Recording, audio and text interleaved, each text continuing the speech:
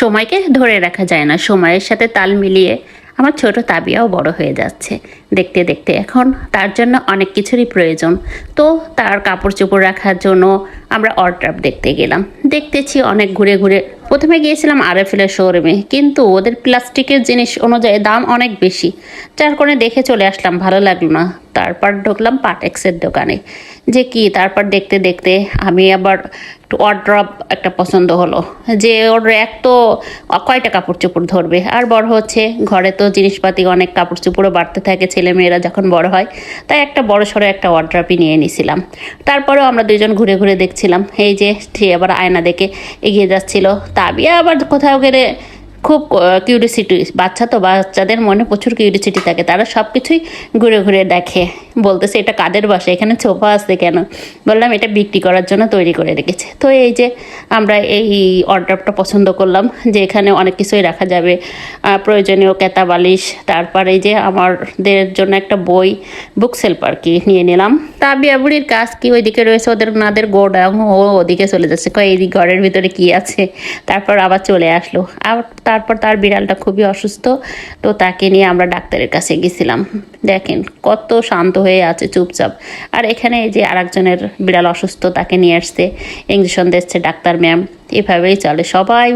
আজকে দেখলাম সব মানে বিড়ালই বেশি, ছোট ছোট বিড়াল, তারপরে হচ্ছে ছাগলের বাচ্চা, এসব নিয়ে আসতেছে, মানে বিড়ালই বেশি। সবাই যেন প্রাণী, বিড়াল প্রেমী এখন মানুষ বেশি, সবাই এখন ঘরে ঘরে বিড়াল পারে। কিন্তু এদের চিকিৎসাটা অনেক জরুরি, এদের টিকা দেওয়াটা খুবই জরুরি, যা বুঝলাম আর কি।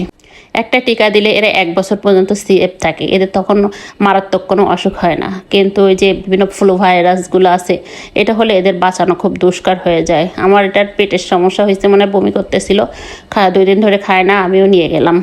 যে বাচ্চার একেবারে ছোট বাচ্চার মতো, ও মাদের যেমন নড়তে দেয় না, ও অসুস্থ হওয়ার পরে শুধু ঘুরে ঘুরে আমার আশেপাশেই ঘুরতেছে, যেন আমি ওর কাছেই থাকি, একটু মাথায় হাত বোলাই দিলে চুপ করে থাকতেছে। তো নিয়ে গেলাম। তাবিয়া দেখেন টেবিলের পরে রেখেছে, ওর শক্তি নাই, ওই জন্য চুপ করে বসে আছে। আর এই যে সবাই নিয়ে আসছে কত রকমের বিড়াল। তারপরে এই যে তাবিয়ার জন্য আবার পড়াশোনা করার জন্য একটা বেড টেবিল কিনে নিয়ে আসলাম, যে বেডের উপরে বসে বসে পড়ে। এই টেবিলটা হলে সে ভালোভাবে লিখতে পারবে। তো দেখেন কত সুন্দর, ছোট্ট মানুষদের জন্য এখানে আবার বিভিন্ন বর্ণমালা রয়েছে। যে বস্তু আমাদের জীবনকে আলোকিত করে তাদেরকে গুছিয়ে রাখাই উচিত, কি বলেন? তো বুক সেলফটা নিয়ে এসেছিলাম। তো তাবিয়ার বাবা দেখেন সুন্দর করে বইগুলোকে গুছিয়ে রেখেছে। একসময় অনেক পড়াশোনা করতাম, এখনও পড়াশোনার ভিতরেই আছি। মানুষের দোলনা থেকে কবর পর্যন্ত তো পড়াশোনার ভিতরেই থাকতে হয়, কি বলেন আপনারা? আর এদিকে ওয়ারড্রবটাও এনেছি, এই যে এটা ছেলের ঘরেই রাখছি। আর মেয়ে ওর উপরে উঠবে, এই জন্য আমাকে বলতেছে তাবিয়া যে আমাকে উঠিয়ে দাও। তো আমিও ধরে ওকে উঠিয়ে দিলাম। দেখেন দুষ্টু বুড়ির কাজ, ওর উপরে উঠে এসে বসে বসে পা দোলাচ্ছে। তারপর তাবিয়ার বাবা আবার রোজার জন্য কিছু ফল কিনে নিয়ে আসছে, সে লেগে গেল সেগুলো গোছানোর জন্যে। ছোটো ছোটো হাত দিয়ে যখন কাজগুলো করে খুব সুন্দরই লাগে, ওদের আগ্রহ কত।